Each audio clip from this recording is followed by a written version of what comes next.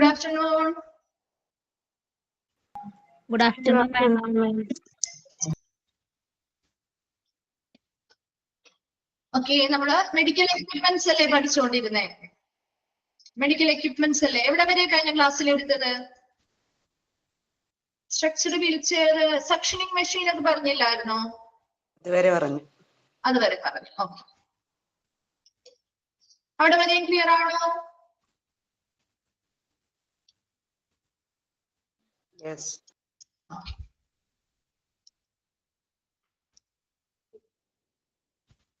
Okay, അപ്പൊ നമ്മള് 12th തുടങ്ങി സ്റ്റാർട്ട് ചെയ്യാണ് കേട്ടോ. 11 വരെ സക്ഷനിങ് മെഷീൻ വരെ പറഞ്ഞിട്ടുണ്ടായിരുന്നു. നെക്സ്റ്റ് വൺ ആണ് ഫ്ലോ മീറ്റർ. അപ്പൊ അതിന്റെ ആ ഒരു പിക്ചർ നിങ്ങളൊന്ന് നോക്കാം. ഇത് എവിടെയെങ്കിലും കണ്ടിട്ടുണ്ടോ? ഹോസ്പിറ്റലിൽ ചെല്ലുമ്പോ കണ്ടിട്ടുണ്ടോ ഫ്ലോ മീറ്റർ? എവിടെയാ കണ്ടിരിക്കുന്നേ? അല്ലെങ്കിൽ എന്തുമായി ബന്ധപ്പെട്ടാണ് നമ്മൾ കണ്ടിരിക്കുന്നത്? ഈ ഒരു പിക്ചർ കണ്ടിട്ടുണ്ട്. എവിടെയാണ്? എന്തിനോട് കൂടിയാണ് നമ്മൾ കണ്ടിട്ടുണ്ടാവുക? നിങ്ങള് വെറുതെ അവിടെ ഇരിക്കുന്നതാണോ കണ്ടിട്ട്? ഓക്സിജൻ സിലിണ്ടറിന്റെ ഒക്കെ ഭാഗമായിട്ടല്ലേ കണ്ടിട്ടുള്ളത്, അല്ലേ? ആണോ? അതെ. അപ്പൊ ഇവിടെ ഫ്ലോ മീറ്റർ എന്ന് പറഞ്ഞാൽ ചോദിക്കാറുള്ള കേട്ടോ. ഫ്ലോ മീറ്റർ എന്ന് പറഞ്ഞാല് A device control and gauges the flow of a fluid and gases. ദ്രാവകത്തിന്റെയും വാതകത്തിന്റെയും ആ ഒരു ഫ്ലോയെ അല്ലെങ്കിൽ ആ ഒരു ഒഴുക്കിനെ നിയന്ത്രിക്കുകയും മെഷർ ചെയ്യുകയും ചെയ്യാൻ ഉപയോഗിക്കുന്ന ഒരു ഡിവൈസ് ആണ് ഫ്ലോ മീറ്റർ എന്ന് പറയുന്നത്. അപ്പോ ദ്രാവകത്തിന്റെയും വാതകത്തിന്റെയും ആ ഒരു ഒഴുക്കിനെ നിയന്ത്രിക്കുകയും അളക്കുകയും ചെയ്യുന്നതിന് വേണ്ടി നമ്മൾ ഉപയോഗിക്കുന്ന ഒരു ഡിവൈസ് ആണ് flow meter. And in anesthetic gas machine, it is the flow meter that gases by speed of flows and based on their viscosity and density. അതായത് ഇവിടെ ഇപ്പൊ നമ്മുടെ ഒരു അനസ്തെറ്റിക് ഗ്യാസ് മെഷീൻ അല്ലെങ്കിൽ നമ്മുടെ അനസ്തേഷ്യ കൊടുക്കുന്ന മെഷീനിൽ നമ്മൾ നിരവധി മെഡിക്കൽ ഗ്യാസുകൾ ഉപയോഗിക്കാറുണ്ട്. അപ്പൊ അതിന്റെയൊക്കെ അതുപോലെ തന്നെ ഇപ്പൊ ഈ ഓക്സിജൻ സിലിണ്ടറിൽ നിന്നാണെങ്കിലും നമ്മൾ ഓക്സിജൻ കൊടുക്കുന്ന സമയത്ത് ആ ഒരു ഗ്യാസുകളുടെ അല്ലെങ്കിൽ ആ ഒരു ദ്രാവകങ്ങളുടെയൊക്കെ ആ ഫ്ലോ അതിന്റെ സാന്ദ്രതയ്ക്ക് അനുസരിച്ച് അതിന്റെ ഒഴുക്കിനനുസരിച്ച് കൃത്യമായിട്ട് ആ ഒരു സ്പീഡും കാര്യങ്ങളും ഒക്കെ നിയന്ത്രിക്കാനും എത്രത്തോളം ഗ്യാസുകൾ പോയിട്ടുണ്ട് അവിടെ നിന്ന് ഫ്ലോ ചെയ്ത് പുറത്തേക്ക് പോകുന്നുണ്ട് എന്നൊക്കെ മെഷർ ചെയ്ത് നിയന്ത്രിച്ച് നിർത്താനും മെഷർ ചെയ്യുന്ന ഒരു ഇൻസ്ട്രുമെന്റ് അല്ലെങ്കിൽ ഒരു ഡിവൈസ് ആണ് ഫ്ലോ മീറ്റർ എന്ന് പറയുന്നത്. അപ്പൊ ഇത് എപ്പോഴും ഒരു ഫ്ലോ മീറ്റർ എന്ന് പറഞ്ഞാൽ നിങ്ങളുടെ മനസ്സിലേക്ക് പിക്ചർ ഓർമ്മ വന്നോണ്ടാ. ഒരു പിക്ചർ നിങ്ങൾ ഓക്സിജൻ സിലിണ്ടറിലേക്ക് മുകളിലായിരിക്കുമല്ലോ കാണാം, അല്ലെ? അവിടെ ദ്രാവകങ്ങളുടെയും വാതകങ്ങളുടെയും ഒഴുക്ക് എത്രത്തോളം ഉണ്ട് അതിനെ നമുക്ക് നിയന്ത്രിക്കാനും മെഷർ ചെയ്യാനും വേണ്ടിയിട്ട് ഉപയോഗിക്കുന്ന ഒരു ഡിവൈസ് ആണ് ഫ്ലോ മീറ്റർ. ഇവിടെ ഒരു എക്സാമ്പിൾ പറഞ്ഞിരിക്കുന്നത് അനസ്തെറ്റിക് ഗ്യാസ് മെഷീനിൽ നമ്മൾ അനസ്തീഷ്യ കൊടുക്കുന്ന മെഷീനിൽ ഇതുപോലെ മെഡിക്കൽ ഗ്യാസുകൾ ഉപയോഗിക്കാറുണ്ട്. അപ്പൊ അതിന്റെയൊക്കെ കൃത്യമായിട്ട് അതിന്റെ സാന്ദ്രതയ്ക്ക് അനുസരിച്ച് അതിന്റെ ഒഴുക്കിനനുസരിച്ച് കൃത്യമായിട്ട് നിയന്ത്രിക്കാനും കൃത്യമായിട്ട് അത് മെഷർ ചെയ്യാനും വേണ്ടി നമ്മൾ ഉപയോഗിക്കാറുണ്ട്. അതുപോലെ തന്നെ ഇപ്പൊ ഓക്സിജൻ സിലിണ്ടേഴ്സിന്റെ കേസിലാണെങ്കിലും അവിടെ നിന്ന് ഓക്സിജൻ എത്രത്തോളം ഫ്ലോയിലാണ് പുറത്തേക്ക് പോകുന്നത് അതിന്റെ സ്പീഡ് കാര്യങ്ങളൊക്കെ നമുക്ക് നിയന്ത്രിക്കാനായിട്ട് ഈ ഒരു ഫ്ലോ മീറ്ററിന്റെ സഹായത്തോടു കൂടി സാധിക്കും. ക്ലിയർ ആണോ? ഫ്ലോ മീറ്റർ ചോദിക്കാറുള്ള ഒന്നാണ് കേട്ടോ ഫ്ലോ മീറ്റർ. ഓക്കെ, രണ്ടാമത്തത് സിറിഞ്ച് പമ്പ്. എല്ലാത്തിന്റെയും പിക്ചർ ഒന്ന് വെച്ച് നിങ്ങളൊന്ന് മനസ്സിലാ പിക്ചർ ഒന്ന് കൊണ്ടുവരണം കേട്ടോ. സിറിഞ്ച് പമ്പ് ഇതെവിടെയെങ്കിലും കണ്ടിട്ടുണ്ടോ? ഹോസ്പിറ്റലിൽ ചെല്ലുമ്പോ സാധാരണ നമ്മൾ ഒരു ഔട്ട്പേഷ്യൻസ് ക്ലിനിക്കിലൊന്നും പോകുമ്പോ കാണാറില്ല. പക്ഷെ നമ്മൾ അഡ്മിറ്റ് ആയി എന്തെങ്കിലും ബുദ്ധിമുട്ടുകൾ അല്ലെങ്കിൽ ആന്റിബയോട്ടിക്സോ കാര്യങ്ങളോ നമുക്ക് എടുക്കണം അല്ലെങ്കിൽ കുറച്ച് നമുക്കൊന്ന് ശ്രദ്ധ വേണ്ട ഒരു സിറ്റുവേഷനോ കെയറൊക്കെ വേണ്ട ആവശ്യമുള്ള ഒരു പരിചരണമോ ഒക്കെ വേണ്ട ഒരു സിറ്റുവേഷൻ ആണെങ്കിൽ ഈ പറയുന്ന സിറിഞ്ച് പമ്പുകൾ ഉപയോഗിക്കാറുണ്ട്. കണ്ടിട്ടുണ്ടോ? കണ്ടിട്ടില്ല? ആരും കണ്ടിട്ടില്ല? ഓക്കെ. അപ്പൊ നമ്മൾ പ്രധാനമായിട്ടും നമ്മുടെ ICUവിലൊക്കെ ഇത് എപ്പോഴും ഉപയോഗിക്കാറുണ്ട് കേട്ടോ. ICUകളിലൊക്കെ നമ്മൾ ഉപയോഗിക്കുന്ന ഒരു പ്രധാനപ്പെട്ട ഒരു ഒന്നാണ് സിറിഞ്ച് പമ്പ്. അപ്പൊ ഇവിടെ സിറിഞ്ച് പമ്പ് എന്ന് പറഞ്ഞാല് is a driver or syringe pump. Syringe driver or syringe pump is a little infusion pump. Some consist of infuse and withdraw capability used to administer gradually small amounts of fluid. അതാണ് അവിടെ ശ്രദ്ധിക്കേണ്ടത്. Small amounts of fluid without medication to a patient or for use in chemical and biomedical research.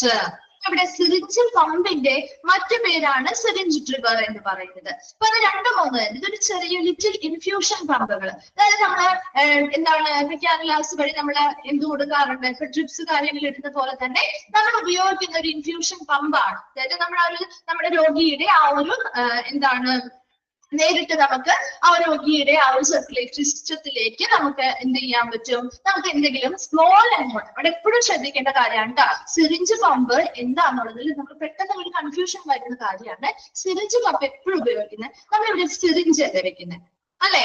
ഒരു സിറിഞ്ചില് അവിടെ medicines ആയിരിക്കും, മരുന്നായിരിക്കാം, അല്ലെങ്കിൽ മരുന്നല്ലെങ്കിൽ മറ്റെന്തെങ്കിലും കാര്യം. ഇപ്പൊ മരുന്നുണ്ടാകാം, മരുന്ന് ഉൾപ്പെടാം, അല്ലെങ്കിൽ എന്തെങ്കിലും ഫ്ലൂയിഡ് ആയിരിക്കാം. അപ്പൊ അങ്ങനെയുള്ള ഫ്ലൂയിഡ്സിന് സ്മോൾ എമൗണ്ട് ആണ് നമ്മൾ ഇത് കൊടുക്കുക. അതായത് ചില മരുന്നുകൾ, ഇപ്പൊ ചില ആന്റിബയോട്ടിക്സ് കാര്യങ്ങൾ ഇച്ചിരി ഇപ്പൊ ഐസിയുലൊക്കെ കിടക്കുന്ന പേഷ്യൻസ് ആണ്, പ്രത്യേകിച്ച് ഇപ്പൊ ഒരു കുട്ടികളാണ്, അല്ലെങ്കിൽ ഇപ്പൊ ഒരു ക്രിട്ടിക്കൽ കേസിലിരിക്കുന്ന ആളുകൾക്ക് നമുക്ക് ഒരുപാട് എമൗണ്ട് ഓഫ് മെഡിസിൻസ് ഒറ്റയടിക്ക് കൊടുക്കാൻ പറ്റും. ഒറ്റയടിക്ക് നമുക്ക് ചില മരുന്നുകൾ കൊടുക്കാൻ പറ്റാത്തതുണ്ടാവും. കാരണം അവരുടെ ബോഡിയിൽ സ്ഥാപിക്കുന്നത് കൊണ്ട് നമ്മൾ വളരെ സ്മോൾ എമൗണ്ട് ആയിട്ട് നമ്മൾ കൊടുക്കേണ്ടതായിട്ട് വരും അല്ലെ. ഇപ്പൊ ഒരു ആന്റിബയോട്ടിക് ഒക്കെ നമുക്ക് ഒറ്റയടിക്ക് ഒരു ഡോസ് അങ്ങ് കൊടുക്കാൻ പറ്റാതെ വരും. അപ്പൊ അങ്ങനത്തെ സിറ്റുവേഷനുകളില് നമ്മൾ ഈ ഒരു സിറിഞ്ചില് ആ ഒരു കൃത്യമായിട്ടുള്ള എമൗണ്ട് മരുന്ന് എത്രയാണോ വേണ്ടത്, ആ മെഡിസിൻസ് ആണെങ്കിൽ അത് ആ ഫ്ലൂയിഡ് എടുക്കുന്നു. ആ ഫ്ലൂയിഡ് ഈ ഒരു സിറിഞ്ചിന്റെ ടിപ്പിലൂടെ നമ്മുടെ നീഡിൽസ് വഴി, നമ്മുടെ ട്യൂബ് വഴി നമ്മുടെ കാനുലാസിലോട്ട് അത് പ്ലേസ് ചെയ്തിട്ടുണ്ടാവും. അപ്പൊ ആ ഒരു കാനുലയിലൂടെ വളരെ ചെറിയ ചെറിയ എമൗണ്ടുകളിലാണ്, വളരെ സ്മോൾ എമൗണ്ട് ആയിട്ട് ഗ്രാജുവലി നമ്മൾ ഈ ഒരു പമ്പിലൂടെ അവരുടെ ശരീരത്തിലേക്ക് ഈ ദ്രാവകം ഇൻജക്ട് ചെയ്ത് കൊടുക്കുകയാണ് ചെയ്യുന്നത്. മനസ്സിലായോ? പിന്നെ ഒരു പ്രത്യേകതയുള്ളത്, ചില ഇൻഫ്യൂഷൻ പമ്പ് അല്ലെങ്കിൽ ചില സിറിഞ്ച് പമ്പുകൾക്ക് അങ്ങോട്ട് ഈ ഒരു മരുന്നുകൾ അങ്ങോട്ട് കൊടുക്കുക മാത്രമല്ല, നമ്മുടെ ആ ഒരു പേഷ്യന്റിന്റെ ബോഡിയിൽ നിന്ന് ബ്ലഡ് ഒക്കെ വിഡ്രോ ചെയ്യാൻ, തിരിച്ച് വലിച്ചെടുക്കാനുള്ള കപ്പാസിറ്റി കൂടിയുണ്ട്. അപ്പൊ അങ്ങനെ ചില സിറിഞ്ച് പമ്പുകൾക്ക് അതിനുള്ള കപ്പാസിറ്റി ഉണ്ടെന്നാ പറയുന്നത്. അപ്പൊ വളരെ സ്മോൾ എമൗണ്ട്, വളരെ കുറഞ്ഞ അളവില് മരുന്നുകൾ കൊടുക്കാൻ വേണ്ടിയിട്ട് നമ്മൾ ഉപയോഗിക്കുന്ന അല്ലെങ്കിൽ ഫ്ലൂയിഡ്സ്, മരുന്നുകൾ ഉള്ളതാവാം, മെഡിക്കേഷൻസ് ഉള്ളതാവാം, അല്ലാത്തതായിട്ടുള്ള ഫ്ലൂയിഡ്സ് കൊടുക്കാൻ വേണ്ടിയിട്ട് നമ്മൾ ഉപയോഗിക്കുന്ന ഒരു ഡിവൈസ് ആണ് സിറിഞ്ച് പമ്പ് അല്ലെങ്കിൽ സിറിഞ്ച് ഡ്രൈവ് എന്ന് പറയുന്നത്. അതിനുള്ള patient for use in chemical and biomedical research, അതുപോലെ തന്നെ കെമിക്കൽ ആയിട്ടും ബയോമെഡിക്കൽ റിസർച്ചുകളൊക്കെ ചെയ്യാൻ എന്തൊരു ടെസ്റ്റ് റിസർച്ച് പല എക്സ്പീരിമെന്റ്സ് കാര്യങ്ങൾ ചെയ്തു നോക്കൂലേ ഇല്ലേ. കുറേയധികം എക്സ്പീരിമെന്റ്സും കാര്യങ്ങളും ചെയ്ത് പല ടെസ്റ്റുകളൊക്കെ ചെയ്തിട്ടാണ് അവർ ആ ഒരു ഫൈൻഡിങ്സിലേക്ക് എത്തുക അല്ലെ. അപ്പൊ അവിടെ നമ്മൾ എപ്പോഴും ഒരു എക്സ്പെരിമെന്റ് ഒക്കെ ചെയ്യുമ്പോൾ, ഒരു ടെസ്റ്റ് ചെയ്യുമ്പോൾ എങ്ങനെയാ, എപ്പോഴും ഒരു ചെറിയ വ്യത്യാസങ്ങൾ കാണും. നമ്മൾ ഡ്രോപ്പ് ആയിട്ടുള്ള ഓരോ കെമിക്കൽസും കാര്യങ്ങളും ആഡ് ചെയ്ത് കൊടുക്കാം ഇല്ലേ. ഇപ്പൊ കെമിസ്ട്രി ലാബുകളിലൊക്കെ നമ്മൾ പോയിട്ടുണ്ടെങ്കിൽ, പണ്ട് നമ്മൾ എക്സ്പെരിമെന്റ് ഒക്കെ ചെയ്തിട്ടുണ്ടെങ്കിൽ അറിയാൻ പറ്റും, വളരെ സ്മോൾ എമൗണ്ട് ഓഫ് ഡ്രോപ്പുകൾ ആയിട്ട് ഒഴിക്കുമ്പോഴൊക്കെയാണ് പെട്ടെന്ന് ചേഞ്ചസ് മനസ്സിലാവാൻ പറ്റുന്നത് അല്ലെ. അല്ലാതെ ഒരുപാട് എടുത്തൊഴിച്ചിട്ടാണ് നമ്മൾ ആ ഒരു വ്യത്യാസം നോക്കുന്നത് അല്ല. അപ്പൊ അങ്ങനെയുള്ള കെമിക്കൽ ആൻഡ് ബയോമെഡിക്കൽ റിസർച്ച് ലാബുകളിലും അതുമായി ബന്ധപ്പെട്ടൊക്കെയാണ് നമ്മൾ ഈ ഒരു സിറിഞ്ച് പമ്പ് ഉപയോഗിക്കാറുണ്ട്. അപ്പൊ രണ്ട് ഉപയോഗമുണ്ട്. അതുപോലെ ഒരു കീമോതെറാപ്പി ഒക്കെ ചെയ്യില്ലേ. അപ്പൊ അങ്ങനെ കീമോതെറാപ്പിക്ക് നമ്മൾ കൊടുക്കുന്ന മരുന്നിന്റെ ഡോസ് ഭയങ്കര കൂടുതലായിരിക്കും. ഹെവി ഡോസ് മരുന്നുകളായതുകൊണ്ട് നമുക്ക് ഒറ്റയടിക്ക് അവർക്ക് കൊടുക്കാൻ പറ്റില്ല. അപ്പൊ നമ്മൾ ഈ സിറിഞ്ച് പമ്പിന്റെ സഹായത്തോടുകൂടി വളരെ ഗ്രാജുവൽ ആയിട്ട് സ്മോൾ എമൗണ്ടുകളായിട്ടാണ് നമ്മൾ കൊടുക്കുന്നത്. അപ്പൊ അങ്ങനെ പേഷ്യൻസിന് ഫ്ലൂയിഡോ അല്ലെങ്കിൽ മരുന്നുകളുള്ള ഒരു ദ്രാവകങ്ങൾ അല്ലെങ്കിൽ ഫ്ലൂയിഡ്സ് സ്മോൾ എമൗണ്ടുകളിൽ കൊടുക്കാൻ വേണ്ടി ഉപയോഗിക്കുന്ന ഒരു ഡിവൈസ് ആണ് സിറിഞ്ച് ട്രിഗർ അല്ലെങ്കിൽ സിറിഞ്ച് പമ്പ് എന്ന് പറയുന്നത്. ക്ലിയർ ആണോ?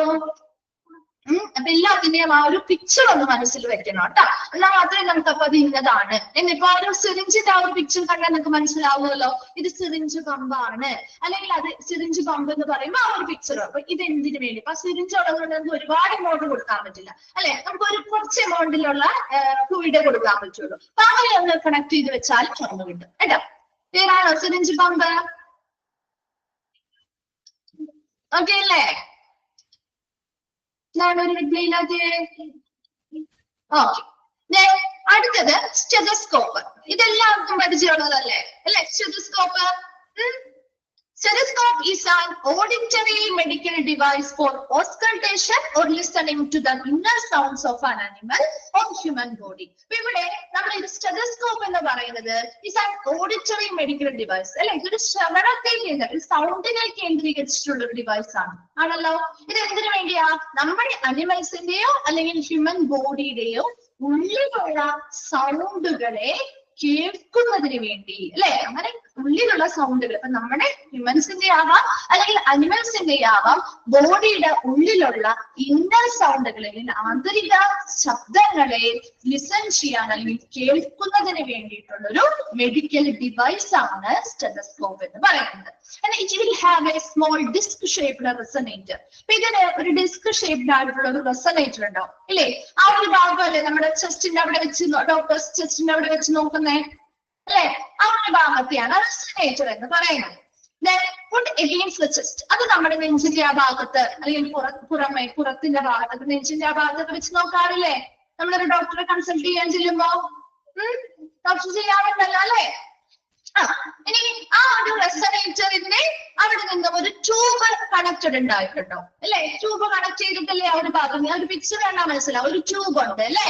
ആ ഒരു tube is connected two year pieces. രണ്ട് ചെവിയിലും നമുക്ക് വെക്കാൻ പറ്റുന്ന ഇയർ പീസുകളോടാണ് ഈ ഒരു ട്യൂബ് കണക്ട് ചെയ്യുന്നത് അല്ലെ? It is often used to hear the sounds of the lungs and heart. ഇവിടെ നമുക്ക് സൗണ്ട് ലങ്സിന്റെയും ഹാർട്ടിന്റെയും ഒക്കെ സൗണ്ടുകള് വ്യക്തമായിട്ട് കേൾക്കാനായിട്ട് സഹായിക്കുന്ന ഒരു മെഡിക്കൽ ഡിവൈസ് ആണ് സ്റ്റെതസ്കോപ്പ്. അപ്പൊ സ്റ്റെതസ്കോപ്പ് എന്ന് പറഞ്ഞാൽ auditory medical device for auscultation or listening. അപ്പൊ അവിടെ നമുക്ക് കേൾക്കാൻ വേണ്ടി കേൾവിക്ക് സഹായിക്കുന്നവയാണ്. അത് അനിമലിന്റെയോ അല്ലെങ്കിൽ ഹ്യൂമൻ ബോഡിയുടെയോ ഉള്ളിലുള്ള ഇന്നർ സൗണ്ടുകള് നമുക്ക് കേൾക്കാനായിട്ട് അല്ലെ, അത് കേൾക്കാൻ വേണ്ടി സഹായിക്കുന്ന ഒരു ശ്രവണത്തെ സൗണ്ടിനെ കേന്ദ്രീകരിച്ചിട്ടുള്ള ഒരു മെഡിക്കൽ ഡിവൈസ് ആണ് സ്റ്റെതസ്കോപ്പ്. അതിന് ഒരു സ്മോൾ ഡിസ്ക് ഷേപ്പിൽ ഒരു റെസൊനേറ്റർ ഉണ്ടായിരിക്കും. അതാണ് നമ്മുടെ ചെസ്റ്റിന്റെ ഭാഗത്തേക്ക് വെക്കുന്നതും. അതിന്റെ കണക്ട് ചെയ്ത ഒരു ട്യൂബ് ഉണ്ടാവും. ആ ട്യൂബിന്റെ രണ്ടറ്റത്തും ഇയർ പീസസുമായിട്ട് അത് കണക്റ്റഡ് ആവുന്നു. അതിലൂടെ നമുക്ക് കൃത്യമായിട്ട് നമ്മുടെ ആ ഭാഗത്തെ ലങ്സിന്റെയും ഹാർട്ടിന്റെയും ഒക്കെ സൗണ്ട്സ് വ്യക്തമായിട്ട് കേൾക്കാനും സഹായിക്കുന്നു. ക്ലിയർ ആണോ സ്റ്റെതസ്കോപ്പ്? ഇത് ഓൾറെഡി നിങ്ങൾക്ക് അറിയാവുന്നതല്ലേ? ഓസ്കൾട്ടേഷൻ എന്ന് പറഞ്ഞാൽ ലിസണിങ്, അതായത് നമുക്ക് ശ്രവണം എന്താണ് കേൾക്കുക എന്നുള്ള ഒരു അർത്ഥമാണ് കേട്ടോ.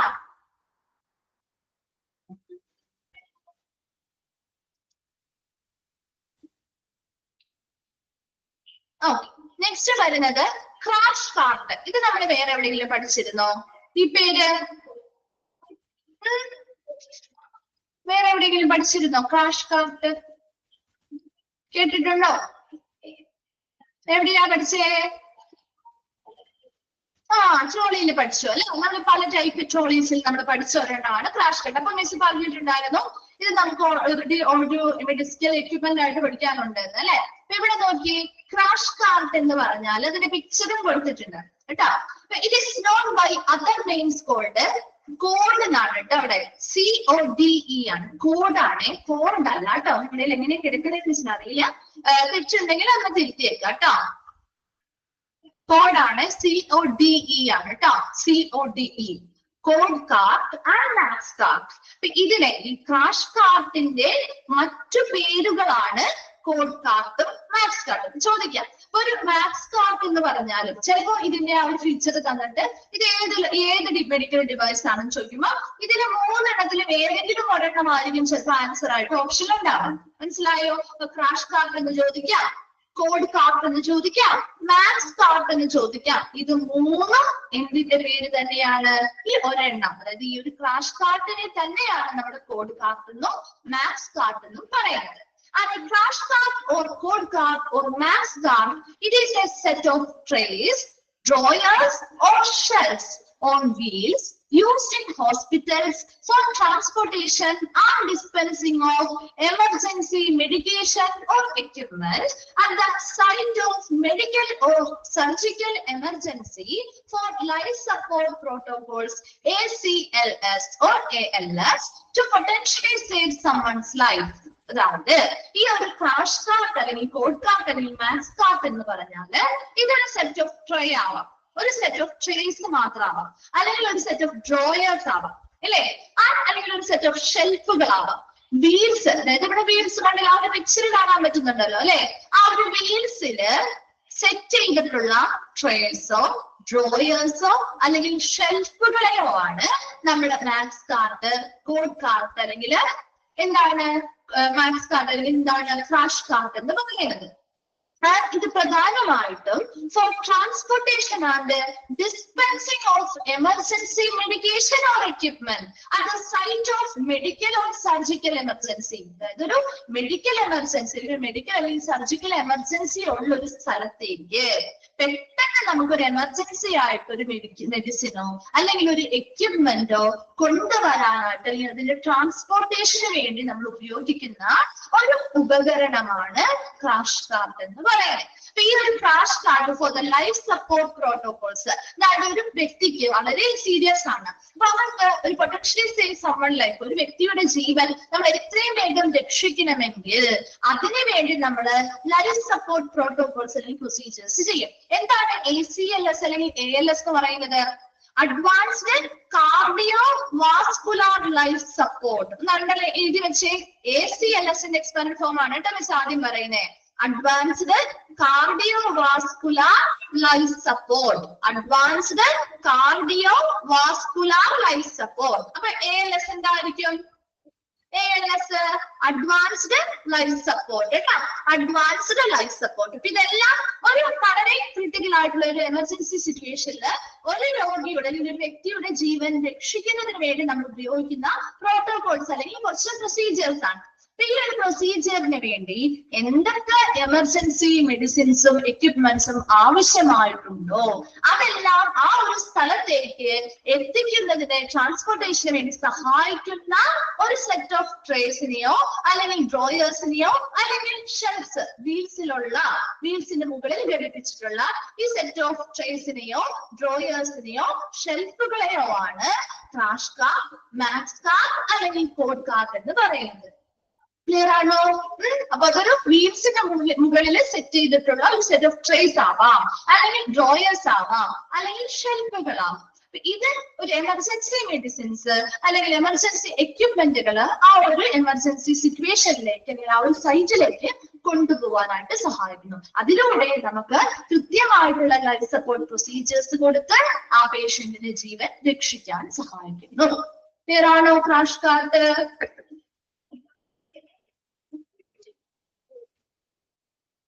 മിസ് ചോദിച്ചു കഴിയുമ്പോൾ ഒന്ന് ക്ലിയർ ആണെങ്കിൽ ഓക്കെ ഇടണം കേട്ടോ. മിസ്സിന് മനസ്സിലാവാൻ വേണ്ടിട്ട് അതിന് ക്ലിയർ ആയോ അല്ലെങ്കിൽ രണ്ടാമത് റിപ്പീറ്റ് ചെയ്ത് പറഞ്ഞു തരാൻ വേണ്ടിട്ടാ ചോദിക്കുന്നത്. ഓക്കെ ആണോ? ACLSന്റെയോ advanced cardiovascular life support, advanced cardiovascular life support. ALSന്റെ അഡ്വാൻസ്ഡ് ലൈഫ് സപ്പോർട്ട്. ക്ലിയർ ആണോ? ഓക്കെ, നെക്സ്റ്റ് വണ്ണിലേക്ക് പോവാം. ഓക്കെ, അടുത്തതാണ് നെബുലൈസർ.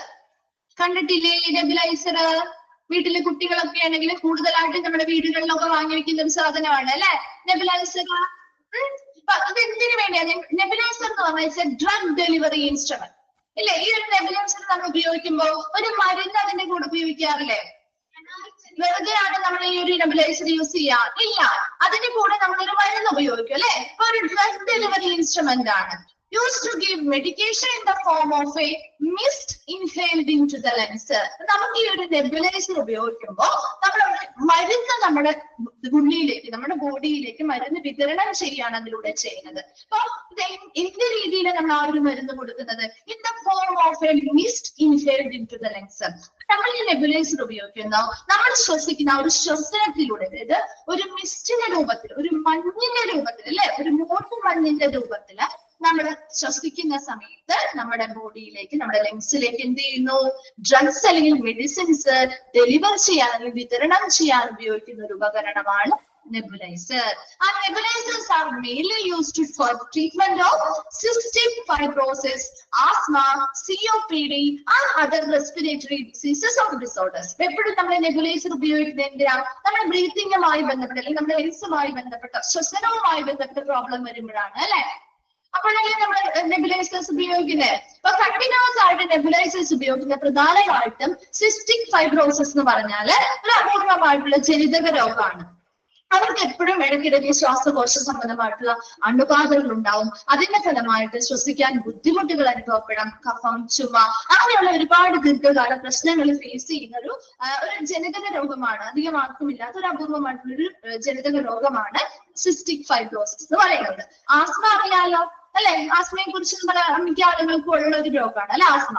അതുപോലെ COPD എന്ന് പറഞ്ഞാല് chronic obstructive pulmonary diseases. Very good. COPD നിങ്ങൾ ഓൾറെഡി പഠിച്ചതാണ് അല്ലെ? Chronic obstructive pulmonary disease. ഇതും ഇതുപോലെ തന്നെ നമ്മുടെ ബോഡിയിൽ ഓക്സിജൻ കുറയുന്ന അല്ലെങ്കിൽ ശ്വാസകോശ സംബന്ധമായിട്ടുള്ള ശ്വാസ തടസ്സമോ കഫക്കെട്ടോ അങ്ങനെയൊക്കെ നമ്മുടെ ശ്വസന വ്യവസ്ഥയെ ബാധിച്ച് അത് ചിലപ്പോൾ നമ്മുടെ കോശങ്ങളെ നശിപ്പിക്കുകയും അതുമായി ബന്ധപ്പെട്ട് ബ്രീത്തിങ്ങിന് ഭയങ്കര ബുദ്ധിമുട്ട് കാര്യങ്ങൾ അനുഭവപ്പെടും. അതുമായി അങ്ങനെയുള്ള റെസ്പിറേറ്ററി ഡിസീസസ്, ശ്വസനവുമായി ബന്ധപ്പെട്ട ഡിസീസ് രോഗങ്ങളോ അല്ലെങ്കിൽ വൈകല്യങ്ങൾക്കൊക്കെ നമുക്കൊരു ട്രീറ്റ്മെന്റ് ആയിട്ട് ഈ ഒരു നെബുലൈസർ ഉപയോഗിക്കാം. അപ്പൊ എപ്പോഴും നെബുലൈസർ ഡ്രഗ് ഡെലിവറി ഇൻസ്ട്രുമെന്റ്, നമുക്ക് ഡ്രഗ്സ് അല്ലെങ്കിൽ മരുന്നുകൾ നമുക്ക് തരികയാണ് അതിലൂടെ ചെയ്യുന്നത്. അത് എങ്ങനെയാണ് തരുന്നത്? നമ്മുടെ വായിലൂടെ ഒന്നുമല്ല, ശ്വസനത്തിലൂടെയാണ് നമുക്കത്. മൂടൽ മഞ്ഞിന്റെ രൂപത്തില് മരുന്നുകൾ നമ്മുടെ നെബുലൈസറിലൂടെ നമ്മുടെ ലങ്സിലേക്ക് എത്തുന്നു. ക്ലിയർ ആണോ nebuliser?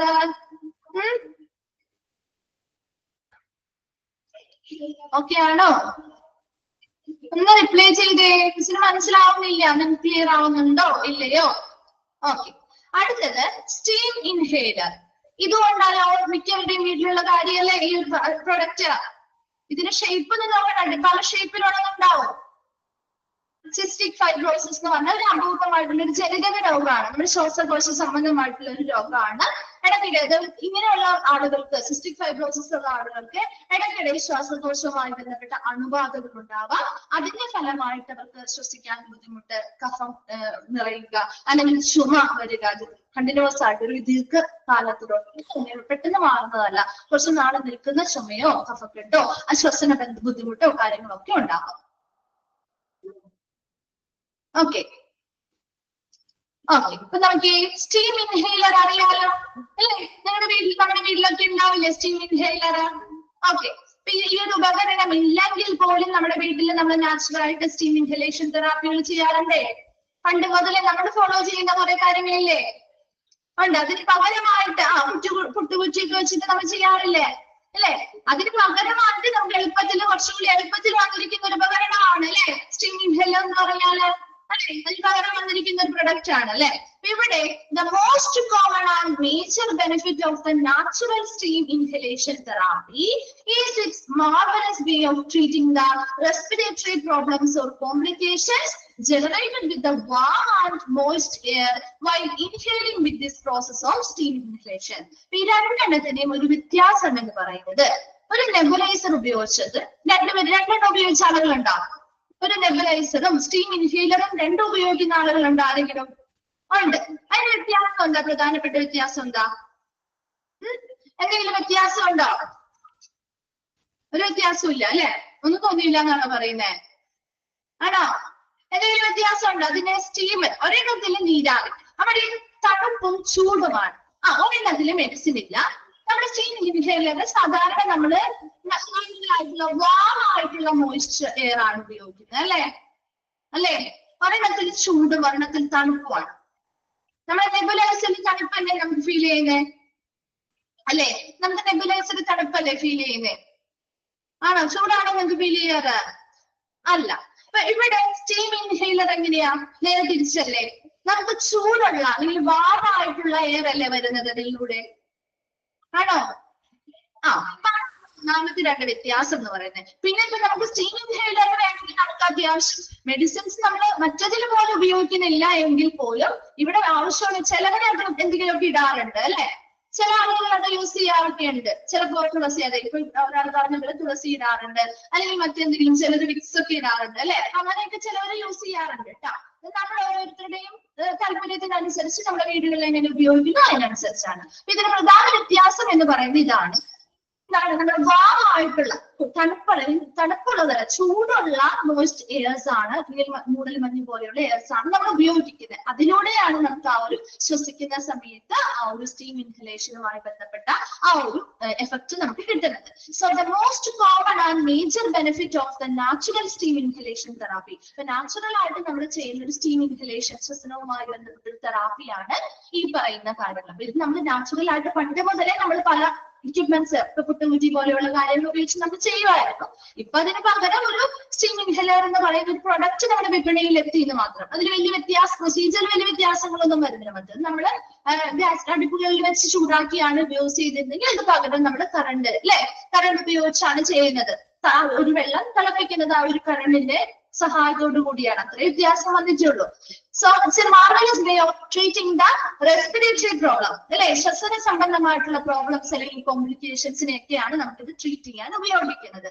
And the warm and most air, അല്ലെ, വളരെ ചൂടുള്ള നമുക്ക് എയർ ആണ് നമുക്ക് ഇതിലൂടെ കിട്ടുന്നതും അത് നമ്മൾ ശ്വസിക്കുന്ന സമയത്ത് ഈ ഒരു സ്റ്റീം ഇൻഹലേഷൻ പ്രോസസ്സിലൂടെ നമുക്ക് ആ ഒരു റെസ്പിറേറ്ററിയുമായി ബന്ധപ്പെട്ട് ശ്വസന സംബന്ധമായിട്ടുള്ള പല പ്രശ്നങ്ങൾക്കും കോംപ്ലിക്കേഷൻസിനും ഒരു ട്രീറ്റ്മെന്റ് ആയിട്ട് നമുക്കിത് ഉപയോഗിക്കാൻ പറ്റും. ക്ലിയർ ആണോ? സ്റ്റീം ഇൻഹേലർ ഓക്കെ അല്ലെ? നമ്മൾ കണ്ട് കേട്ട് പരിചയമുള്ള കാര്യങ്ങളാണ് അല്ലെ. അടുത്തത് എക്കോ.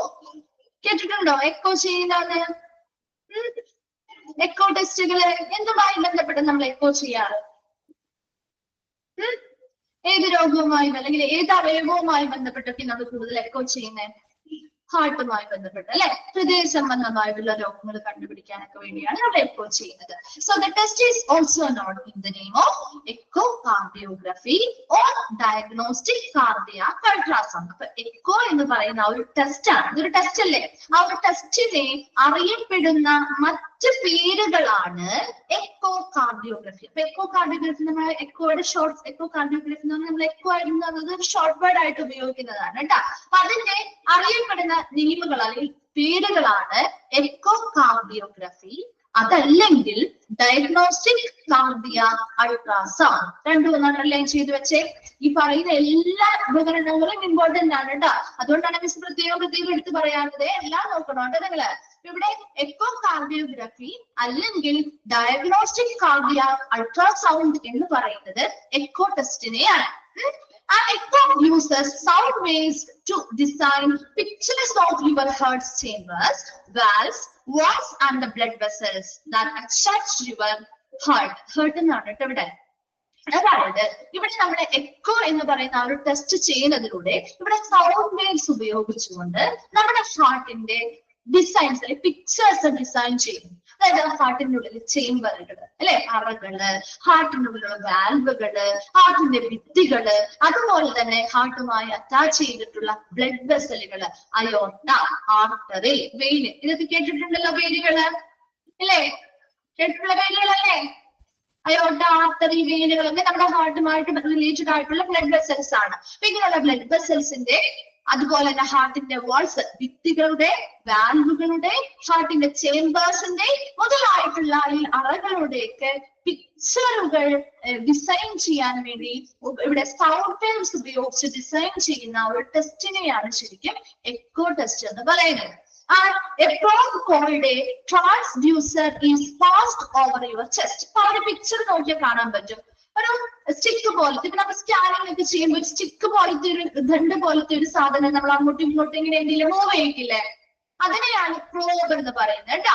അപ്പൊ ആ ഒരു പ്രോബാണ് transducer is passed over your chest. അപ്പൊ അത് ആ പ്രോബിന്റെ സമയത്തുണ്ട്, അതൊരു ട്രാൻസ്ഡ്യൂസർ ആണ്. അതായത് അതാണ് എന്ത് ചെയ്യുന്നത്, നമ്മുടെ ഇന്റേണൽ ആയിട്ടുള്ള കാര്യങ്ങൾ കൃത്യമായിട്ട് ആ ഒരു പ്രോബിലൂടെയാണ് നമുക്ക് ആ ഒരു സ്ക്രീനിൽ കാണാൻ പറ്റുന്നത്. അപ്പൊ ആ ഒരു ട്രാൻസ്ലേഷൻ നടക്കുന്നത് അതിന്റെ സഹായത്തോടു കൂടിയാണ്. ഈ ഒരു പ്രോബ് അല്ലെങ്കിൽ ആ ഒരു ട്രാൻസ്ഡ്യൂസർ നമ്മൾ എന്ത് ചെയ്യുന്നു, ചെസ്റ്റിന്റെ ഭാഗത്തൂടെ അങ്ങോട്ടും ഇങ്ങോട്ടും പാസ് ചെയ്യുക അല്ലെങ്കിൽ മൂവ് ചെയ്യിച്ചുകൊണ്ടാണ് നമ്മൾ ഈ ഒരു എക്കോ ടെസ്റ്റ് ചെയ്യുന്നത്. എക്കോ ടെസ്റ്റിനെ അറിയപ്പെടുന്ന മറ്റു രണ്ട് പേരുകളാണ് എക്കോ കാർഡിയോഗ്രഫി അല്ലെങ്കിൽ ഡയഗ്നോസ്റ്റിക് കാർഡിയാക് അൾട്രാസൗണ്ട്. ഇത് സൗണ്ട് വേവ്സ് ഉപയോഗിച്ചുകൊണ്ട് നമ്മുടെ ഹാർട്ടിന്റെ ചേംബേഴ്സിന്റെ വാൽവുകളുടെ അതിന്റെ വാൾസ് ഭിത്തികളുടെ അതുമായി ബ്ലഡ് ഹാർട്ടുമായി ബന്ധപ്പെട്ട് വരുന്ന blood vessels aorta artery vein മുതലായവയുടെയൊക്കെ കൃത്യമായിട്ടുള്ള പിക്ചേഴ്സ് നമുക്ക് എടുക്കാൻ സഹായിക്കുന്ന ഒരു ടെസ്റ്റ് ആണ് എക്കോ ടെസ്റ്റ്. അതിൽ ഒരു പ്രോബ്, അതായത് ഒരു ട്രാൻസ്ഡ്യൂസർ എന്ന് പറയുന്ന ഒരു പ്രോബ് അല്ലെങ്കിൽ ഒരു സ്റ്റിക്ക് പോലത്തെ സാധനമാണ്.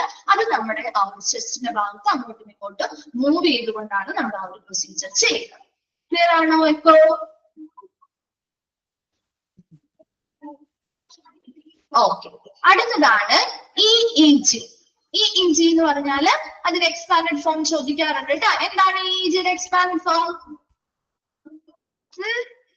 EEGയുടെ എക്സ്പാൻഡഡ് ഫോം എന്താ? പോരട്ടെ, ബാക്കി പോരട്ടെ. ഇലക്ട്രോ എൻസെഫലോഗ്രാം കേട്ടോ. ഇലക്ട്രോ എൻസെഫലോഗ്രാം അറിയാത്തവരുണ്ടെങ്കിൽ ഒന്ന് എഴുതി വെക്കുക കേട്ടോ. EEGയുടെ എക്സ്പാൻഡ് ഫോം ഇവിടെ കൊടുത്തിട്ടില്ല. Electro encephalogram. Electro encephalogram. Okay, but EEG is used to find problems in the electrical function of the brain that may be connected with certain brain disorders. ഇവിടെ നമ്മൾ ECG എടുക്കാറുണ്ട് അല്ലെ? ECG എന്ത് electrical function ആണ്? ഏത് ഭാഗത്തിന്റെ? ഹാർട്ടിന്റെ അല്ലെ? ഹൃദയത്തിന്റെ ഇലക്ട്രിക്കൽ പ്രവർത്തനങ്ങളാണ് നോക്കുന്നതെങ്കിൽ ഇവിടെ ബ്രെയിനിന്റെ, നമ്മുടെ തലച്ചോറിന്റെ, നമ്മുടെ ബ്രെയിനിന്റെ ഇലക്ട്രിക്കൽ ഫംഗ്ഷൻസ്, ബ്രെയിൻ നന്നായിട്ട് പ്രവർത്തിക്കുന്നുണ്ടോ, ബ്രെയിനുമായി ബന്ധപ്പെട്ട എന്തെങ്കിലും പ്രോബ്ലംസോ കാര്യങ്ങളോ ഉണ്ടോ, ഇങ്ങനെയുള്ള ബ്രെയിൻ ഡിസോർഡേഴ്സുമായി ബന്ധപ്പെട്ടോ ഒക്കെ പലതരത്തിലുള്ള പ്രോബ്ലംസ് കണ്ടെത്താൻ വേണ്ടി നമ്മൾ ഉപയോഗിക്കുന്ന ഒരു ടെസ്റ്റ് ആണ് EEG, ഇലക്ട്രോ എൻസെഫലോഗ്രാം എന്ന് പറയുന്നത്. Then the measurement given by an EEG are used to verify various conditions including seizure diseases such as epilepsy, head injury. അതായത് അൺകോൺഷ്യസ് ആയിട്ടുള്ള ആയി പോകുന്ന അല്ലെങ്കിൽ ചിലപ്പോൾ ബുദ്ധിമുട്ടുകൾ അനുഭവം. എപ്പിലെപ്സി എന്ന് പറഞ്ഞാൽ അപസ്മാരമൊക്കെ വരാറുള്ള ആളുകളില്ലേ.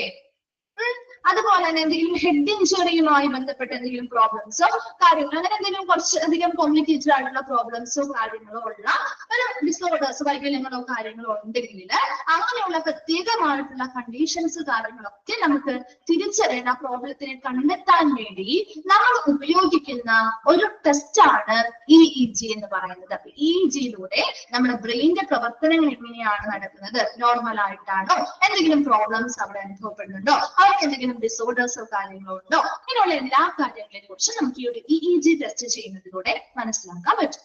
ക്ലിയർ ആണോ? EEGയുടെ എക്സ്പാൻഡ് ഫോം ചോദിക്കാറുണ്ട് കേട്ടോ. എഴുതി വെക്കണേ അറിയാത്തവരാണെങ്കിൽ. Electroencephalogram. Okay, next one പോവാം. എല്ലാത്തിന്റെയും ഒന്ന് നിങ്ങൾ എന്താണെന്ന് പിക്ചർ വെച്ചിട്ടാണെങ്കിൽ കൂടി ഒന്ന് മനസ്സിലാക്കി വെക്കുക കേട്ടോ. അടുത്തതാണ് ഒഫ്താൽമോസ്കോപ്പ്. ഇത് എപ്പോഴും ചോദിച്ചു കണ്ടിട്ടുള്ള ഒരു ഭാഗമാണ് കേട്ടോ, ഒഫ്താൽമോസ്കോപ്പ്. കാരണം നമ്മുടെ കണ്ണുമായി ബന്ധപ്പെട്ട് വരുന്ന ഒരെണ്ണം ഇത് മാത്രമേ ഉള്ളൂ. അപ്പൊ എപ്പോഴും ചോദിച്ചു കണ്ടിട്ടുള്ളതാണ് കേട്ടോ ഫ്രീക്വന്റ് ആയിട്ട് ഒഫ്താൽമോസ്കോപ്പ് എന്ന് പറയുന്നത്. ഇവിടെ ഒഫ്താൽമോസ്കോപ്പി, സ്കോപ്പി എന്നാണ് കേട്ടോ ഇവിടെ ആ ഒരു പ്രൊസീജിയറിനെ വിളിക്കുന്ന പേര് സ്കോപ്പി. അപ്പൊ ഒഫ്താൽമോസ്കോപ്പ് എന്ന് പറഞ്ഞാൽ ഒരു ഉപകരണമാണ്. അവിടെ ചെയ്യുന്ന ഒരു പ്രൊസീജിയർ അല്ലെങ്കിൽ ടെസ്റ്റിനെ വിളിക്കുന്നത് ഒഫ്താൽമോസ്കോപ്പി ഓർ ഓൾസോ കോൾഡ് ഫണ്ടോസ്കോപ്പി. രണ്ടും കോപ്പിയാണ് കേട്ടോ, ഒഫ്താൽമോസ്കോപ്പി ഓർ ഫണ്ടോസ്കോപ്പി. ഇതിനെ വിളിക്കുന്ന രണ്ട് മറ്റു പേരാണ് ഫണ്ടോസ്കോപ്പി എന്നുള്ളത്.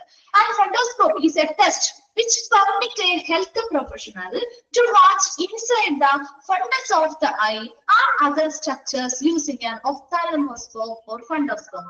ഈ ഒരു ഒഫ്താൽമോസ്കോപ്പ് ഒരു പിക്ചറിൽ കണ്ടോ, അവർ പിടിച്ചിരിക്കുന്ന ഒരു ഉപകരണത്തെയാണ് കേട്ടോ ഒരു ഒഫ്താൽമോസ്കോപ്പ് എന്ന് പറയുന്നത്. അല്ലെങ്കിൽ അങ്ങനെ പറയുന്ന മറ്റൊരു പേരാണ് ഫണ്ടോസ്കോപ്പ്.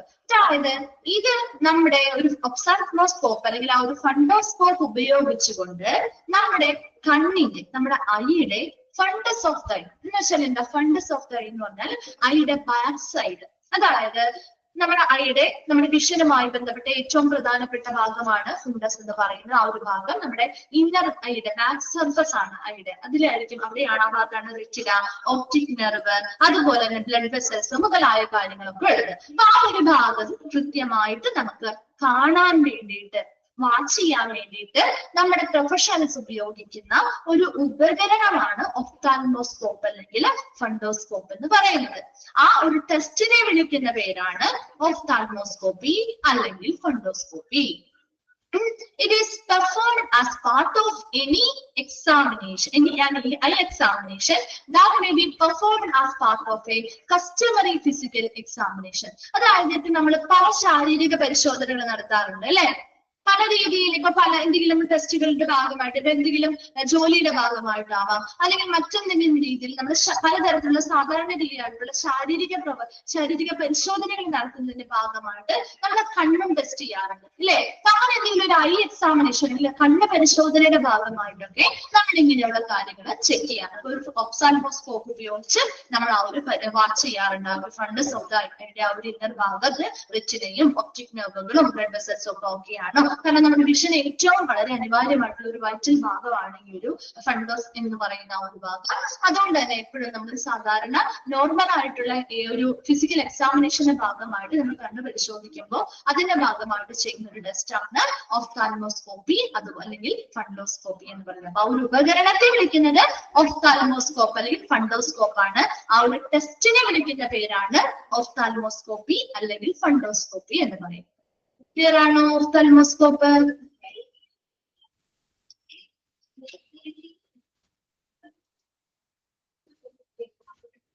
എന്താണ് റിപ്ലൈ ചെയ്തേ? ഫണ്ടസ് എന്ന് പറഞ്ഞതോ? ഫണ്ടസ് എന്ന് പറഞ്ഞ ഒരു ഭാഗമാണ്, കണ്ണിന്റെ ഒരു ഭാഗത്തെ വിളിക്കുന്ന പേരാണ് ഫണ്ടസ്. ആ ഒരു കണ്ണിന്റെ ബാക്ക് സർഫസിനെ വിളിക്കുന്ന പേരാണ് ഫണ്ടസ് എന്നുള്ള പേര്. ആ ഒരു ബാക്ക് സർഫസിലാണ് നമ്മുടെ റെറ്റിന, അതുപോലെ തന്നെ ഒപ്റ്റിക് നെർവുകള്, ബ്ലഡ് വെസൽസ്, ഇങ്ങനെയുള്ള കാര്യങ്ങളൊക്കെ കാണുന്നത്. ആ ഒരു ഭാഗമാണ്, കണ്ണിന്റെ ഒരു ഭാഗത്തെ വിളിക്കുന്ന പേരാണ് കേട്ടോ അത്. അവിടെ ആ ഒരു ഭാഗം വെച്ചാൽ നമ്മുടെ അതിന്റെ വിഷനുമായി ബന്ധപ്പെട്ട ഏറ്റവും വൈറ്റൽ ആയിട്ടുള്ള ഒരു പാർട്ടാണ് ഫണ്ടസ് എന്ന് പറയുന്ന ഭാഗം. ഓക്കെ, നെക്സ്റ്റ് വരുന്നത് ഹോൾട്ടർ മോണിറ്റർ. ഈ ഒരു ഉപകരണം കണ്ടിട്ടുണ്ടോ? ഹോൾട്ടർ മോണിറ്റർ കണ്ടിട്ടുണ്ടോ ആരെങ്കിലും? ഇല്ല, കണ്ടിട്ടില്ല. ഓക്കെ, ഇവിടെ ആ ഒരു പിക്ചർ നോക്കിയാൽ നിങ്ങൾക്ക് പെട്ടെന്ന് മനസ്സിലാവും കേട്ടോ. അപ്പൊ ആ ഒരു പിക്ചറിൽ കാണിച്ചിരിക്കുന്ന ആ ഒരു ചെറിയ നമ്മുടെ ഒരു എന്താണ് പറയാ, നമ്മുടെ ഒരു ക്യാമറ പോലത്തെ ചെറിയൊരു ഉപകരണമാണ് എന്താണ് ഹോൾട്ടർ മോണിറ്റർ എന്ന് പറയുന്നത്. ആൻഡ് ഈ halter monitor is A portable device. എന്ന് വെച്ചാൽ എന്താ, നമുക്ക് മൂവ് ചെയ്ത് കൊണ്ട് നടക്കാൻ പറ്റുന്ന ഒരു ഉപകരണമാണ്. ഒരു ഫിക്സഡ് ആയിട്ടൊരു സ്ഥലത്ത് ഇരിക്കുക, നമുക്ക് മൂവ് ചെയ്ത് നമുക്ക് പോകുന്നിടത്തൊക്കെ നമുക്ക് കൊണ്ടുപോകാൻ പറ്റുന്ന മൂവബിൾ ആയിട്ടുള്ള ഒരു ഡിവൈസ് ആണ് ഹോൾട്ടർ മോണിറ്റർ എന്ന് പറയുന്നത്. And it's operate with the help of A battery. ഇതൊരു ബാറ്ററിയുടെ സഹായത്തോടു കൂടിയാണ് പ്രവർത്തിക്കുന്നത്. And it measures and records your heart functioning. ഇത് നമ്മുടെ ECG നമ്മൾ ചെയ്യൂലേ, ECG എടുക്കാറില്ലേ നമ്മള്? അതിനുവേണ്ടി ECGക്ക് വേണ്ടിയിട്ട് പ്രത്യേകമായിട്ടുള്ള മെഷീനും കാര്യങ്ങളും ഉണ്ട് അല്ലെ. അത് ഫിക്സഡ് ആണ്. അത് നമ്മൾ അങ്ങോട്ടും ഇങ്ങോട്ടും വലിച്ചു കൊണ്ടുപോകാനോ പുറത്തേക്ക് പോകുമ്പോൾ കൊണ്ടുപോകാനൊക്കെ പറ്റുമോ ആ ഒരു ECG മെഷീൻ? ഇല്ല, അതൊരു ഫിക്സഡ് ആയിട്ടുള്ള എടുത്തിരുന്നാണ് നമ്മൾ ചെയ്യാൻ പറ്റുള്ളൂ അല്ലെ. അതേപോലെ ഇപ്പൊ ECGയിൽ നമ്മൾ ആ ഒരു ഹാർട്ടിന്റെ പ്രവർത്തനങ്ങൾ കൃത്യമായിട്ട് മെഷർ ചെയ്യുന്നു, റെക്കോർഡ് ചെയ്യുന്നു. അതേ പ്രവർത്തനം തന്നെ ചെയ്യുന്ന ഒരു മെഷീനാണ് ഹോൾട്ടർ മോണിറ്റർ. അതായത് ഇവിടത്തെ ഇവിടുത്തെ ഒരു പ്രത്യേകത എന്ന് പറഞ്ഞാൽ നമുക്ക് കോൺസ്റ്റന്റ് ആയിട്ട് ഇപ്പൊ ഒരു ഹാർട്ട് റിലേറ്റഡ് ആയിട്ടുള്ള ഒരു പ്രോബ്ലം ഉള്ള വ്യക്തി, അല്ലെങ്കിൽ ചിലപ്പോ ഇപ്പൊ ഹൃദയ സംബന്ധമായിട്ട് എന്തെങ്കിലും മേജർ ശസ്ത്രക്രിയകൾ ചെയ്ത വ്യക്തി, അപ്പൊ അവരുടെ ഹൃദയം നന്നായിട്ട് പ്രവർത്തിക്കുന്നുണ്ടോ, അതൊരു നിരന്തരമായിട്ടൊരു 24 മണിക്കൂറോ അല്ലെങ്കിൽ 48 മണിക്കൂർ വരെ കണ്ടിന്യൂസ് ആയിട്ട് ഇത് നമുക്ക് മെഷർ ചെയ്ത് റെക്കോർഡ് ചെയ്ത് വെക്കാൻ വേണ്ടിയിട്ട് സഹായിക്കുന്ന ഒരു മെഷീനാണ് ഹോൾട്ടർ മോണിറ്റർ. മനസ്സിലായോ? അപ്പൊ നമുക്കിപ്പോ ആ ഒരു ഈ ഒരു മെഷീൻ ഉപയോഗിച്ച് നമുക്ക് പുറത്ത് എവിടെ പോകുമ്പോഴൊന്നും ബുദ്ധിമുട്ടില്ല. കാരണം കണ്ടിന്യൂസ് ആയിട്ട് ഈ ഒരു മെഷീൻ 24 മണിക്കൂർ മുതൽ 48 മണിക്കൂർ വരെ. അതാണ് അവിടെ. ആ longer depending on the type of monitoring used. ഏത് തരത്തിലുള്ള മോണിറ്ററിംഗ് ഡിവൈസ് ആണ് ഉപയോഗിക്കുന്നത് അതിനനുസരിച്ച് ചിലപ്പോൾ കൂടുതൽ ദൈർഘ്യം ചിലപ്പോൾ കിട്ടിയേക്കാം. പക്ഷെ ഇതിൽ 24 മുതൽ 48 മണിക്കൂർ വരെ നമുക്ക് കണ്ടിന്യൂസ് ആയിട്ട് കോൺസ്റ്റന്റ് സ്ഥിരമായിട്ട് നമുക്ക് ആ ഒരു ഹാർട്ടിന്റെ പ്രവർത്തനം എങ്ങനെയാണെന്ന് കൃത്യമായിട്ട് മെഷർ ചെയ്യാനും റെക്കോർഡ് ചെയ്ത് വെക്കാനും സഹായിക്കുന്ന പോർട്ടബിൾ ആയിട്ടുള്ള ഒരു ഡിവൈസ് ആണ് ഹോൾട്ടർ മോണിറ്റർ.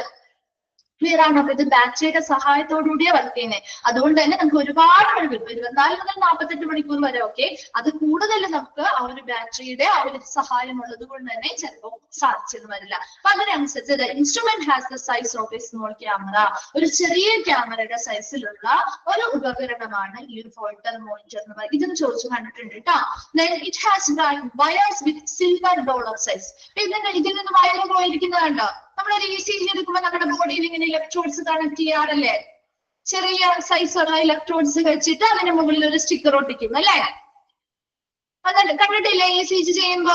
അതുപോലെ തന്നെ ഇവിടെയും നമുക്ക് മോണിറ്റർ ചെയ്യണം, അത് കൃത്യമായിട്ട് റെക്കോർഡ് ചെയ്യണമെങ്കിൽ ഇലക്ട്രോഡ്സ് ഘടിപ്പിക്കണം.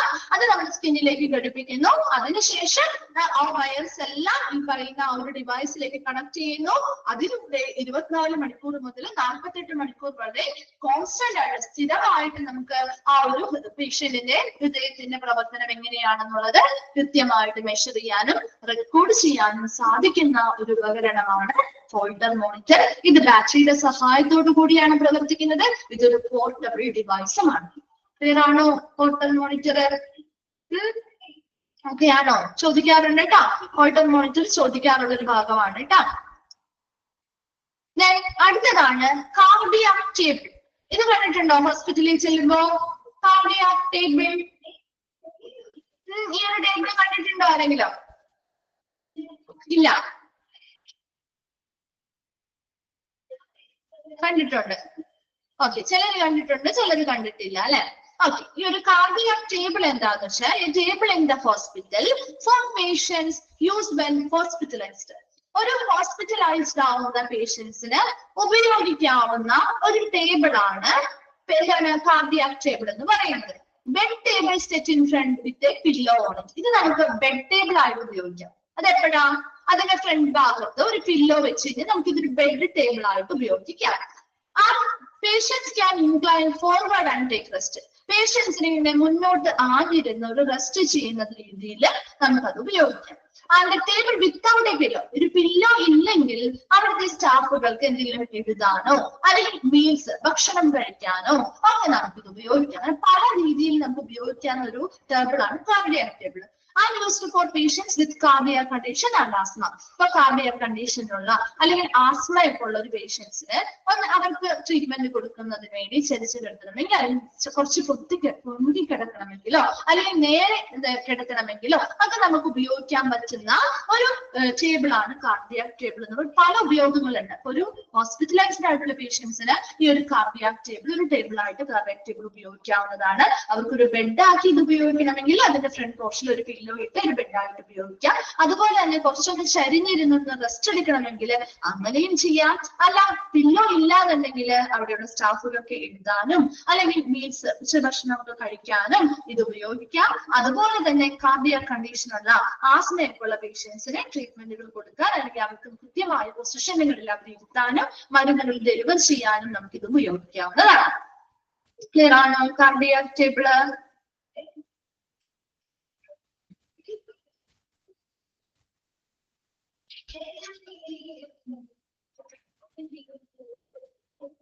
ഓക്കെ അല്ലേ? ഇൻസ്ട്രുമെന്റിലേക്ക് പോവാം. അടുത്തതാണ് EMG.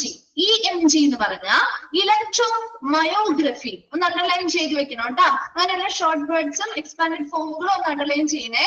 Electro മയോഗ്രഫി EMG is a muscle response or electrical function in response to a nerve stimulation of the muscle. ഇത് ഈ ഇലക്ട്രോ മയോഗ്രഫി എന്ന് പറഞ്ഞാൽ മയോ എന്ന് പറയുന്നത് മസിൽസ് ആയിട്ട് കണക്കിലാക്കണം കേട്ടോ. മയോഗ്രഫി എന്ന് പറഞ്ഞാൽ മസിൽസിന്റെ റെസ്പോൺസ് അല്ലെങ്കിൽ ഇലക്ട്രിക്കൽ ഫംഗ്ഷൻ, മസിൽസ് എത്രത്തോളം റെസ്പോണ്ട് ചെയ്യുക അല്ലെങ്കിൽ പ്രതികരിക്കുന്നു അല്ലെങ്കിൽ ആ മസിൽസുമായി ബന്ധപ്പെട്ട അവിടുത്തെ ഇലക്ട്രിക്കൽ പ്രവർത്തനം എങ്ങനെയാണ് in response to a nerve stimulation of the muscle. മസിലിന് ഒരു നെർവ് ഉപയോഗിച്ച് ഒരു ഉത്തേജനം കൊടുക്കുമ്പോൾ മസിൽസിന്റെ റെസ്പോൺസ് അല്ലെങ്കിൽ പ്രതികരണം എങ്ങനെയാണ് എന്ന് മെഷർ ചെയ്യുന്ന ഒരു ടെസ്റ്റ് അല്ലെങ്കിൽ ഒരു ടെസ്റ്റിനെയാണ് നമ്മൾ ഇലക്ട്രോ മയോഗ്രഫി എന്ന് പറയുന്നത്. And the test is used to help find neuromuscular deformity in the course of the test. ഈ ഒരു ടെസ്റ്റുമായി ബന്ധപ്പെട്ടപ്പോൾ നമ്മുടെ നെർവ്സുമായി ബന്ധപ്പെട്ടോ മസിൽസുമായി ബന്ധപ്പെട്ടോ എന്തെങ്കിലും പ്രോബ്ലംസോ അല്ലെങ്കിൽ എന്തെങ്കിലും ഡിഫോമിറ്റീസ് എന്തെങ്കിലും വൈകല്യങ്ങളോ കാര്യങ്ങളോ ഒക്കെ ഉണ്ടെങ്കിൽ നമുക്ക് ഈ ഒരു ടെസ്റ്റിന്റെ ഭാഗമായിട്ട് അത് അറിയാൻ പറ്റും.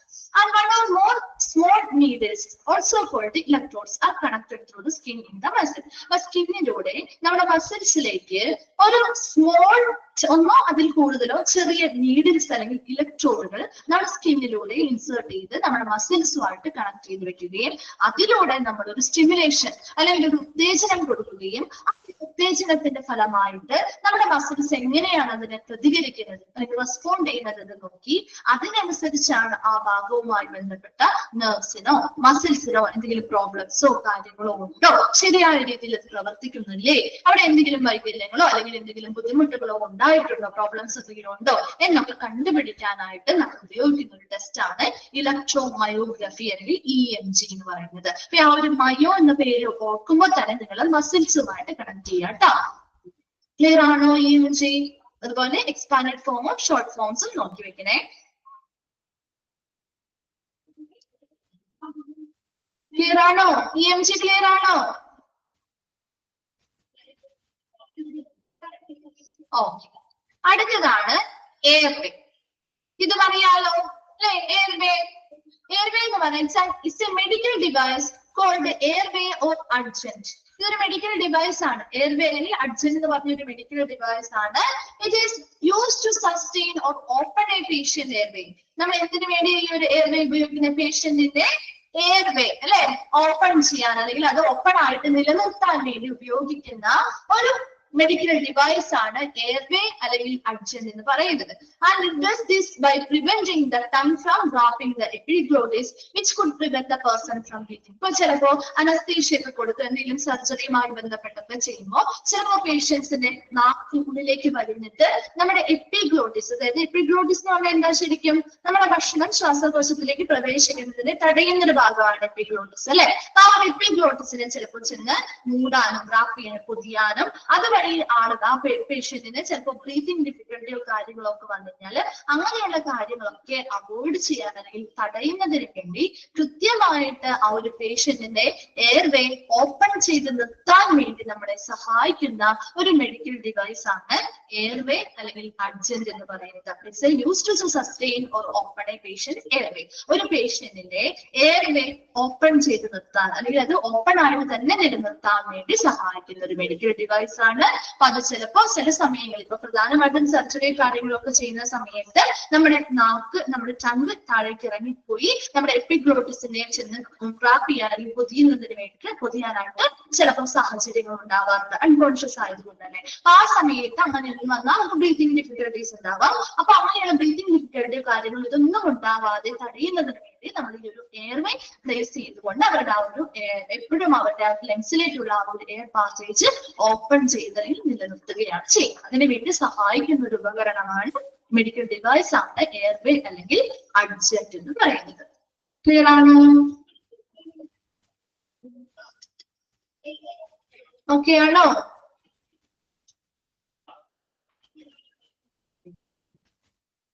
ഓക്കെ. അടുത്തതാണ് PFT. PFT എന്ന് പറഞ്ഞാൽ pulmonary function test. Pulmonary function test അല്ലെങ്കിൽ PFTs are a collection of tests that measure how ably your lungs work. എന്താണ് PFT? പൾമണറി എന്ന് പറയുമ്പോൾ തന്നെ നമ്മുടെ ലങ്സുമായി ബന്ധപ്പെട്ടതാണെന്ന് കണക്ട് ചെയ്യണം കേട്ടോ. പൾമണറി കാർഡിയാക് എന്ന് പറയുമ്പോൾ ഹാർട്ടുമായി ബന്ധപ്പെട്ടല്ലേ? അതുപോലെ തന്നെ പൾമണറി എന്ന് പറയുമ്പോൾ നമ്മുടെ ലങ്സുമായി ബന്ധപ്പെട്ട ശ്വാസകോശവുമായി ബന്ധപ്പെട്ടാണ് എന്നൊന്ന് കണക്ട് ചെയ്ത് വെക്കണം കേട്ടോ. ഒരു PFT ടെസ്റ്റ് അല്ലെങ്കിൽ ഒരു പൾമണറി ഫംഗ്ഷനിങ് ടെസ്റ്റ് എന്ന് പറയുന്നത് ഇതൊരു കളക്ഷൻ ഓഫ് ടെസ്റ്റ്, ഒരു ടെസ്റ്റ് അല്ല, ഒരു group of ടെസ്റ്റുകളാണ്.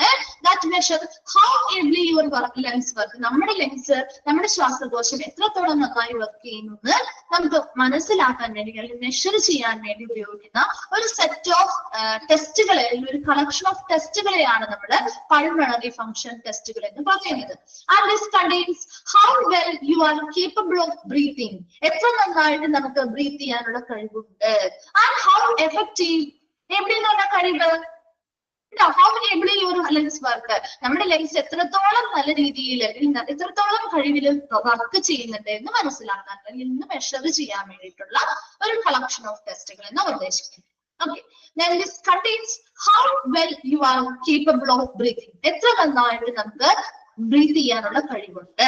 And how effective your lungs, നമ്മുടെ ലങ്സ് എത്രത്തോളം കാര്യക്ഷമതയോടെ വർക്ക് ചെയ്യുന്നുണ്ട് to bring oxygen to the rest of your body, നമ്മുടെ ബോഡിയിലെ മറ്റിടങ്ങളിലേക്ക് ഓക്സിജൻ എത്തിക്കാൻ വേണ്ടി എത്രത്തോളം കഴിവോടുകൂടി അല്ലെങ്കിൽ എത്രത്തോളം കാര്യക്ഷമതയോട് കൂടിയാണ് നമ്മുടെ ലങ്സ് വർക്ക് ചെയ്യുന്നത്. അതുപോലെ തന്നെ നമ്മുടെ ആ ഒരു ബ്രീത്തിങ്ങുമായി ശ്വസനവുമായി ബന്ധപ്പെട്ട എത്ര കഴിവ് നമ്മുടെ ആ ഒരു എത്ര രീതിയിൽ നന്നായി ബ്രീത്ത് ചെയ്യാനുള്ള കഴിവ് നമ്മുടെ ലങ്സിനുണ്ടോ, ഇങ്ങനെയുള്ള എല്ലാ കാര്യങ്ങളെ കുറിച്ചും കൃത്യമായിട്ട് മെഷർ ചെയ്യാൻ അല്ലെങ്കിൽ അളക്കുന്നതിന് വേണ്ടി ഉപയോഗിക്കുന്ന ഒരു കളക്ഷൻ ഓഫ് ടെസ്റ്റുകൾ, ഒരു ടെസ്റ്റ് മാത്രമല്ല ഒരു ഗ്രൂപ്പ് ഓഫ് ടെസ്റ്റുകൾ ഉണ്ട്. ആ ഒരു കളക്ഷൻ ഓഫ് ടെസ്റ്റുകളെയാണ് നമ്മൾ പൾമണറി ഫംഗ്ഷൻ ടെസ്റ്റ് എന്ന് പറയുന്നത്, PFT. അപ്പൊ അവിടെ ഒരു പൾമണറി എന്ന വേർഡ് കേട്ടാൽ നിങ്ങൾ അപ്പോൾ തന്നെ ലങ്സുമായി ബന്ധപ്പെട്ടാണ് എന്നൊന്ന് മനസ്സിലാക്കി വെക്കുക കേട്ടോ. ക്ലിയർ ആണോ PFT ടെസ്റ്റ്?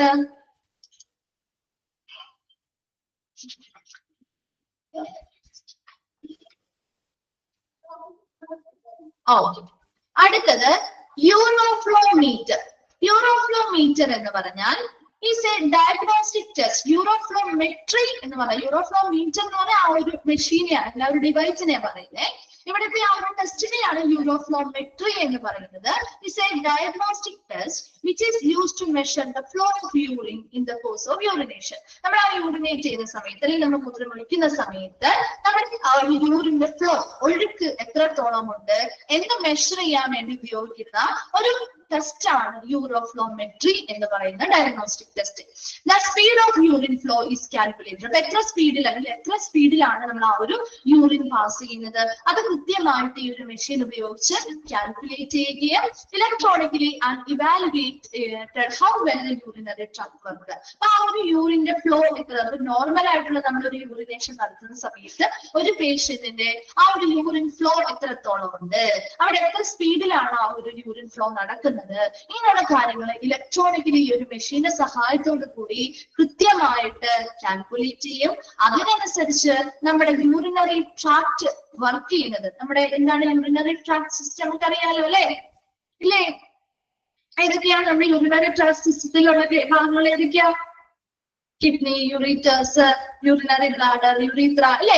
ഇങ്ങനെയുള്ള ഭാഗങ്ങളൊക്കെ നന്നായിട്ട് വർക്ക് ചെയ്യുന്നുണ്ടോ എന്നൊക്കെ മനസ്സിലാക്കാൻ വേണ്ടി അല്ലെങ്കിൽ വിലയിരുത്തുന്നതിന് വേണ്ടി ചെയ്യുന്ന ടെസ്റ്റ് ആണ് യൂറോഫ്ലോമെട്രി. അതിനുവേണ്ടി ഉപയോഗിക്കുന്ന ഡിവൈസ് ആണ് യൂറോഫ്ലോമീറ്റർ. അപ്പൊ പേരിൽ നിന്ന് മനസ്സിലാക്കാലോ, യൂറോ എന്ന് പറയുമ്പോൾ യൂറിനുമായിട്ട് കണക്റ്റഡ് ആകുക. ക്ലിയർ അല്ലേ? യൂറിനുമായിട്ട് കണക്റ്റഡ് ആകുമ്പോൾ ഒരു കോഴ്സ് ഓഫ് യൂറിനേഷൻ, ശരിക്കും നമ്മൾ യൂറിനേറ്റ് ചെയ്യുന്ന സമയത്ത് എത്ര ഫ്ലോയിലാണ് ആ യൂറിൻ പോകുന്നത് എന്ന് മെഷർ ചെയ്യുന്നു. അതിന്റെ സ്പീഡ് എത്രത്തോളം ഉണ്ടെന്ന് ഇലക്ട്രോണിക്കലി ഒരു മെഷീന്റെ സഹായത്തോടു കൂടി കാൽക്കുലേറ്റ് ചെയ്യുകയും നമ്മുടെ യൂറിനറി ട്രാക്ട് സിസ്റ്റംസ് കൃത്യമായിട്ട് വർക്ക് ചെയ്യുന്നുണ്ടോ എന്നിട്ട് നമുക്ക് ഇവാലുവേറ്റ് ചെയ്യാൻ വിലയിരുത്താനായിട്ട് ഇത് സഹായകമാണ്. ക്ലിയർ ആണോ യൂറോഫ്ലോമീറ്റർ?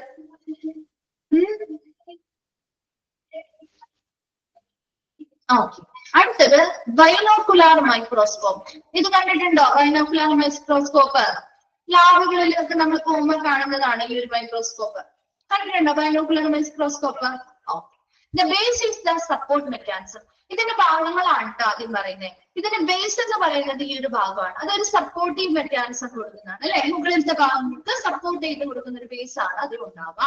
അതുപോലെ തന്നെ binocular microscope is A microscope with a head that has 2 eyepiece lenses. അതിനൊരു ഹെഡ് ഭാഗം ഉണ്ടാവും, അവിടെ 2 eyepiece ലെൻസുകൾ ഉണ്ടായിരിക്കും. At present, the binocular is generally used to refer to compound or high power microscope. Presently, ഈ ഒരു ബൈനോക്കുലാർ മൈക്രോസ്കോപ്പ് ഒരു compound അല്ലെങ്കിൽ ഹൈ പവർ മൈക്രോസ്കോപ്പുകളായിട്ടാണ് ഉപയോഗിക്കാറ്. 2 eyepieces view through A single objective lens. ഒരു സിംഗിൾ ഒബ്ജക്റ്റീവ് ലെൻസിലൂടെ നമുക്ക് ഈ 2 ഐപീസുകളിലൂടെയും നമുക്ക് എന്ത് ചെയ്യാൻ പറ്റും? ഒരു ഒബ്ജക്റ്റിനെ നോക്കാനായിട്ട് പറ്റും. ഇത് ഇത്രയും മനസ്സിലാക്കിയാൽ മതി. ബൈനോക്കുലാർ മൈക്രോസ്കോപ്പ് പ്രധാനമായിട്ടും നമ്മുടെ ഇപ്പൊ ലബോറട്ടറികളില് മുതലായിട്ടുള്ള ഇടങ്ങളില് പല പല കാര്യങ്ങൾ കണ്ടെത്താൻ വേണ്ടി ഉപയോഗിക്കുന്നതാണ്. പ്രധാനമായിട്ടും ലാബുകളിലൊക്കെ ഉപയോഗിക്കുന്നത് അല്ലെ. ഇവിടെ ഒരു ബേസ് സപ്പോർട്ട് മെക്കാനിസം ഉണ്ട്, ഒരു ബേസ് ഉണ്ടായിരിക്കും, അത് സപ്പോർട്ട് ചെയ്യാൻ വേണ്ടിയാണ്. അതിനൊരു ഹെഡ് ഭാഗം ഉണ്ടാവും, ആ ഹെഡ് ഭാഗത്ത് ഐപീസ് ലെൻസുകൾ ഉണ്ടായിരിക്കും. ഈ ഐപീസ് ലെൻസുകളിലൂടെ 2 ഐപീസ് ലെൻസുകളാണെങ്കിൽ ഒരു സിംഗിൾ ഒബ്ജക്റ്റീവ് ലെൻസിലൂടെയാണ് നമ്മൾ ആ ഒരു ഒബ്ജക്റ്റിനെ വ്യൂ ചെയ്യുന്നത്. ഓക്കെ, ഇത്രയും മാത്രം മനസ്സിലാക്കി വെച്ചാൽ മതി കേട്ടാ.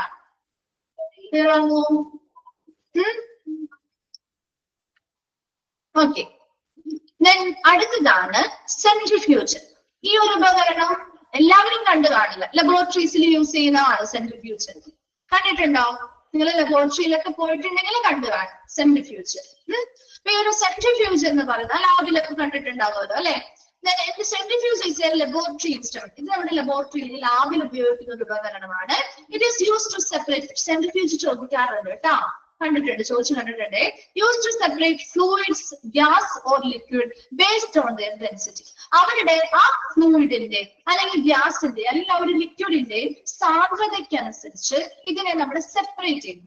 അതായത് ഒരു ബ്ലഡ് നമ്മൾ എന്ത് ചെയ്തു? സെൻട്രിഫ്യൂജ് മെഷീനിൽ ടെസ്റ്റ് ട്യൂബുകളിലാക്കിയാൽ നമ്മൾ ടെസ്റ്റ് ട്യൂബ് അതിൻ്റെതായ സ്പെസിഫിക് ആയിട്ടുള്ള ടെസ്റ്റ് ട്യൂബ് കാര്യങ്ങളുണ്ടാവും. അതിൽ നമ്മളൊരു ബ്ലഡ് വെച്ചാല് ബ്ലഡിന്റെ ഉള്ളിലുള്ള കമ്പോണൻസിന് പല ഡെൻസിറ്റി ആയിരിക്കില്ലേ, പല സാന്ദ്രതയായിരിക്കും അല്ലെ? അപ്പൊ അതിനനുസരിച്ച് ഓരോ ഭാഗങ്ങളും ഇതിങ്ങനെ കറങ്ങിക്കൊണ്ടിരിക്കും, റൊട്ടേറ്റ് ചെയ്യും. ഇത്ര ഫിക്സഡ് സമയത്തിനുള്ളിൽ ഇതിങ്ങനെ റൊട്ടേറ്റ് ചെയ്യും. അപ്പൊ റൊട്ടേറ്റ് ചെയ്യുന്ന ആ ഒരു സെൻട്രിഫ്യൂഗൽ ഫോഴ്സിന്റെ അടിസ്ഥാനത്തില് ഏറ്റവും ഹെവിയർ ആയിട്ടുള്ള താഴെ വരും.